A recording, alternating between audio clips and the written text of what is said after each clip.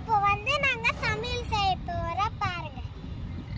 Case, cooker, காய்கறி வெட்டுறது, அதுக்கப்புறமா கிளாஸ்ல தண்ணி, அதுக்கப்புறமா இது வந்து குண்டா, இது வந்து சமையல் செய்யறதுக்கு ஒரு இது, சாம்பார் செய்யறதுக்கு. அதுக்கப்புறமா இது வந்து என்னமோ பண்ணணும், கருவேப்பிலை, அரிசி, கொத்தமல்லி, கடலை.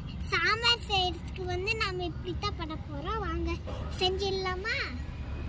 ஃபர்ஸ்ட் குக்கரை எடுத்து கேஸ் ஆன் பண்ணிட்டோம்.